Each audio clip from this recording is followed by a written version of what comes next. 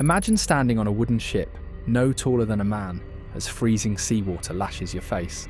You grip the rail as the wind howls like wolves across an endless ocean. There's no GPS or onboard radar, just stars, birds, and your own instincts. This was life aboard a Viking Longship, where survival was earned, not guaranteed. And make no mistake, you wouldn't last a day. Today we set sail into the heart of Viking voyages, how these seafarers survived the brutal cold, raging seas, and deadly uncertainty, and why for most modern people it would be a swift and miserable end.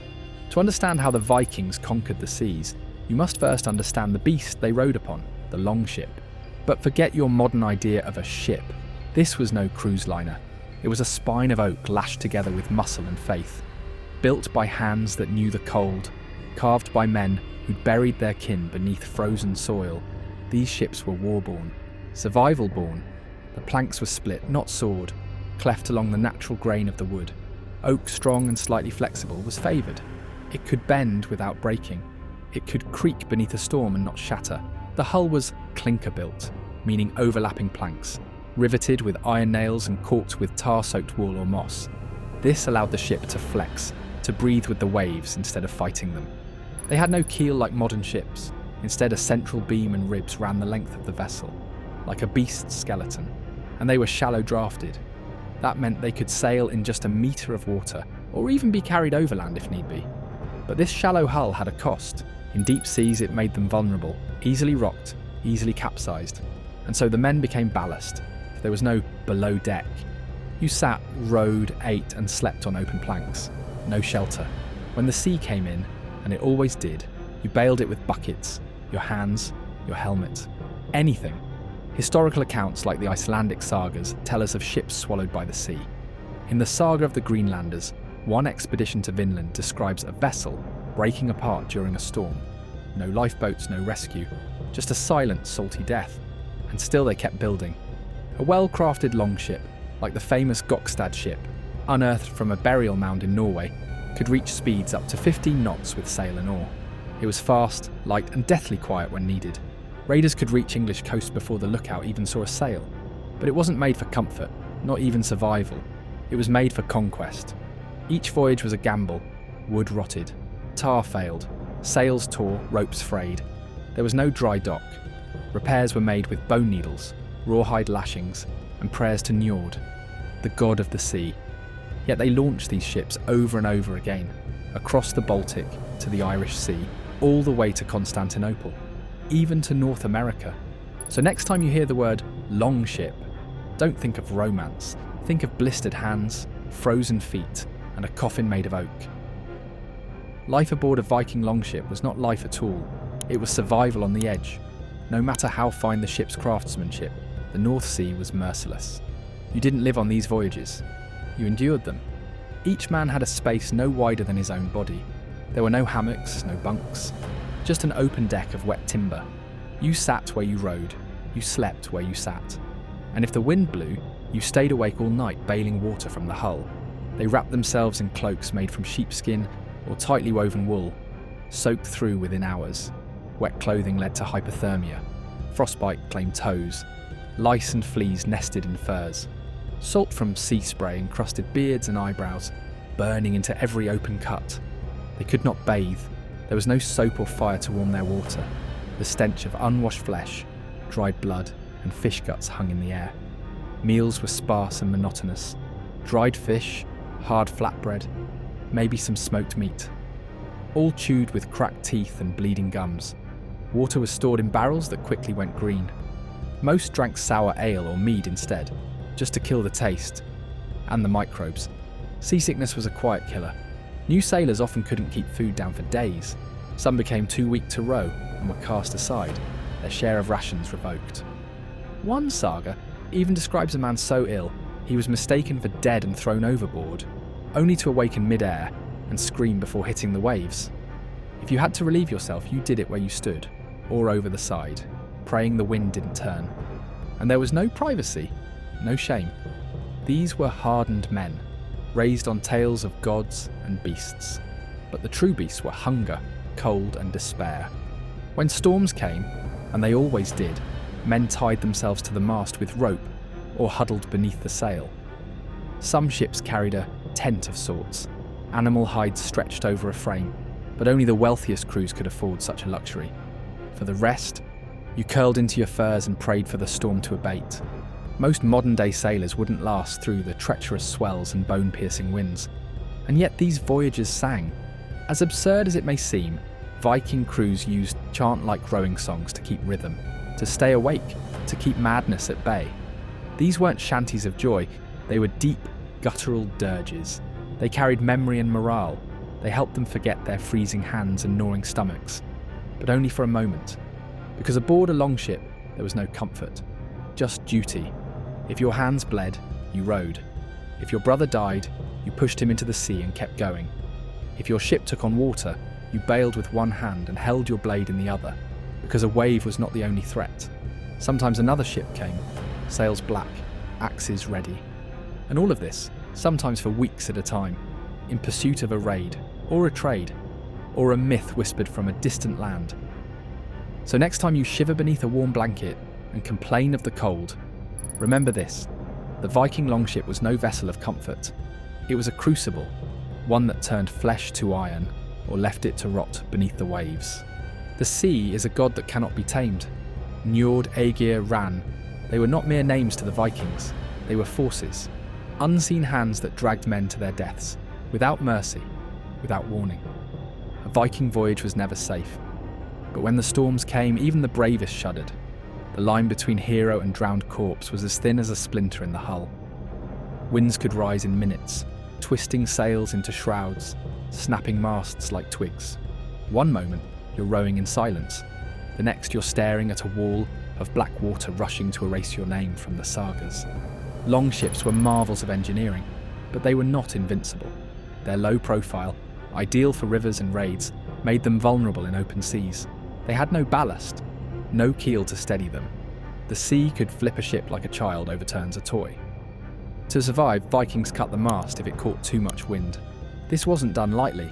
Sails were expensive, often made from wool stitched for months by hand. But better to lose your sail than your life. Crewmen tied themselves to the ship with rope or leather belts. Others jammed shields between benches to brace their bodies. If a man fell overboard, there was no rescue. Not in a storm. The sea took him, and you kept rowing.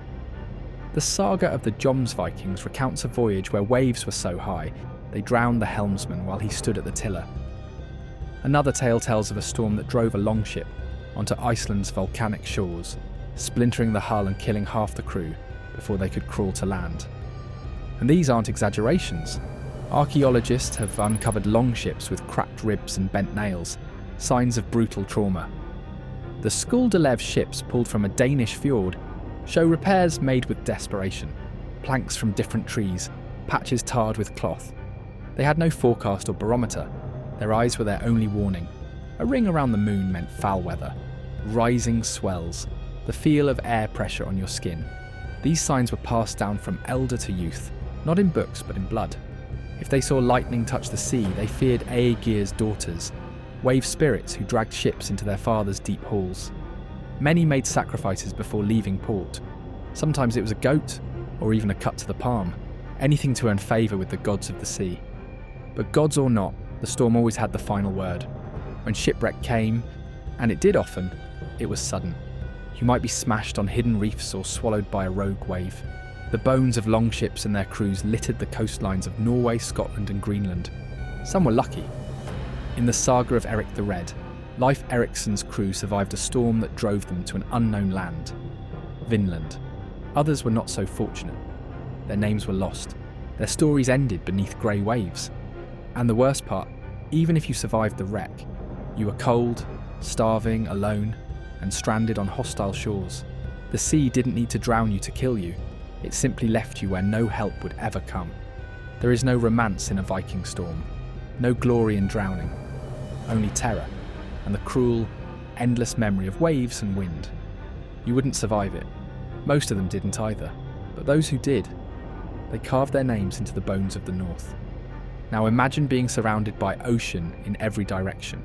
No land, stars or compass, just the creak of the ship, and the knowledge that one wrong guess could mean death. That was every voyage for the Vikings.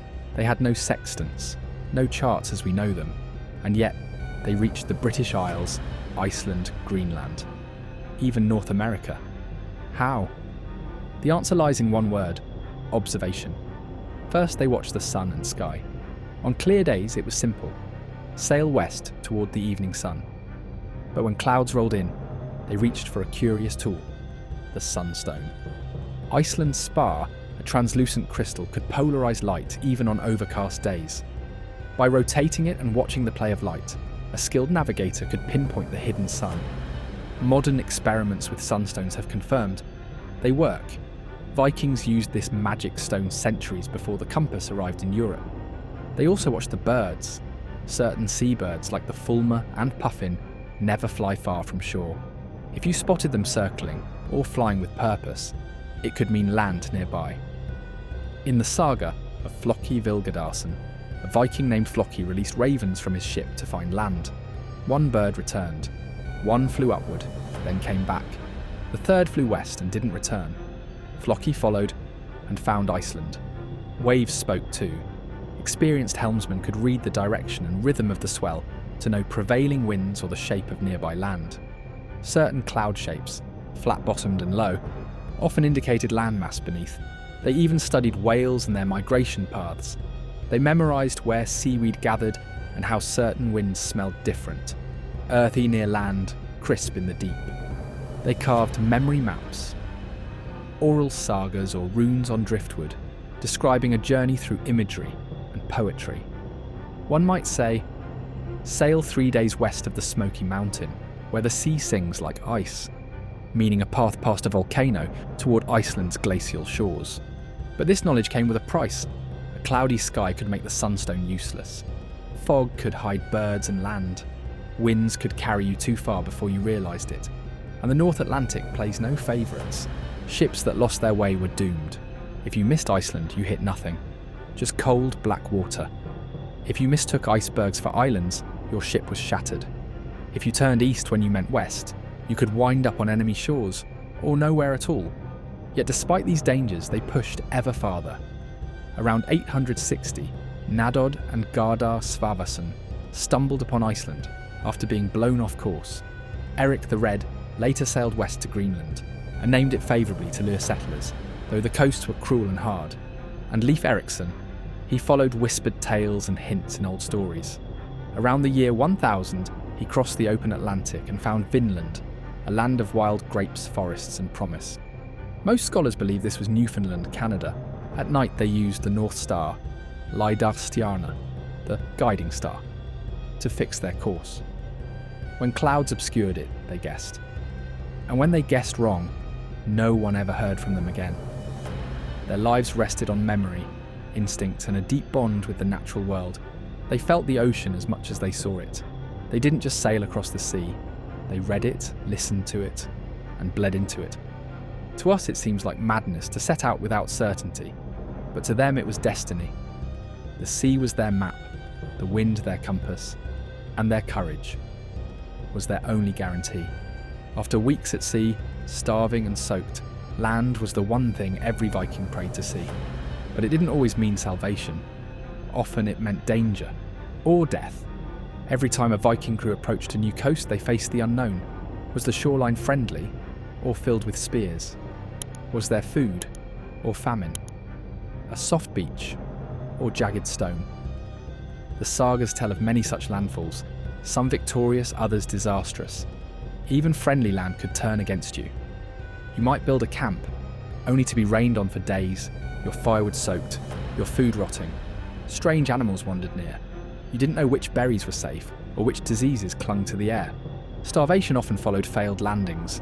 The saga of the Greenlanders tells of a crew marooned on icebound shores. With no game to hunt and ships damaged by wind and rock, they were reduced to boiling leather straps for broth. And isolation, that was its own madness. Picture this, you're on an alien shore. The trees don't look right. The sky feels wrong.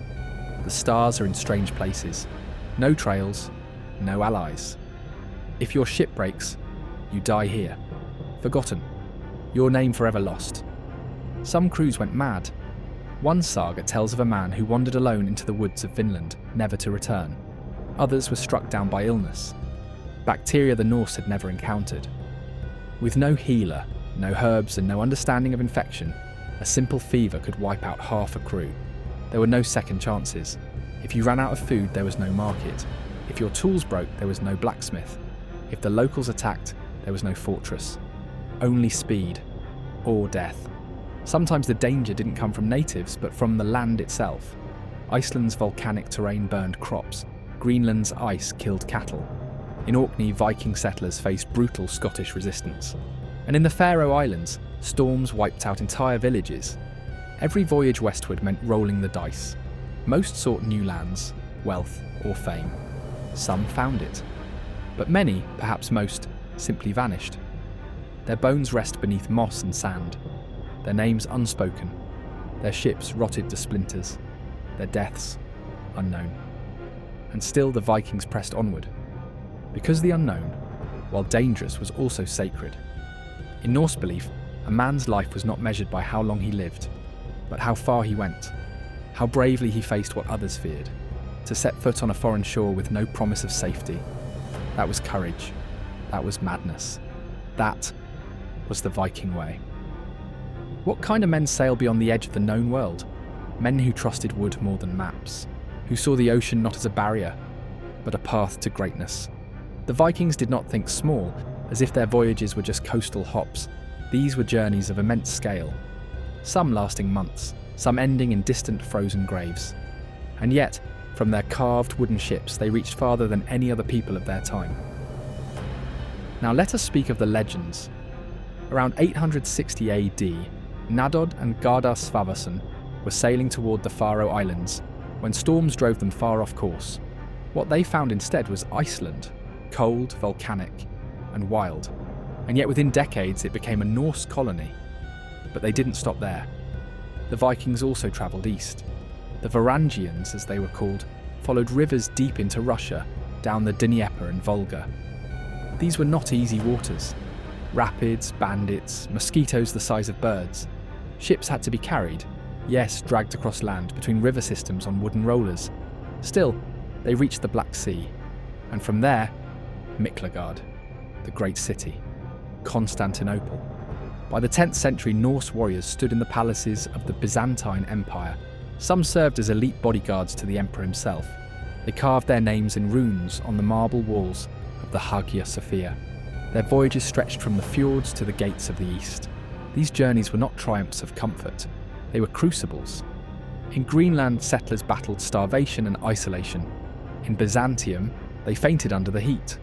In North America, they were attacked and outnumbered. The cost of exploration was high. Bodies were lost at sea. Some froze to death, clinging to cracked oars. Others were buried in shallow graves beneath alien skies. But those who survived became legends. Their voyages reshaped the map. Their wakes crossed continents. They bridged worlds not with magic, but with oak and iron, and an unshakable will. They were not gods, they were not even always brave, but they went while others stayed. And in the sagas, that made them immortal. So, let's stop pretending. You would not survive a day aboard a Viking longship. Not a week. Not a month. One day, and your body would betray you. Soft skin, soft spine, soft hands.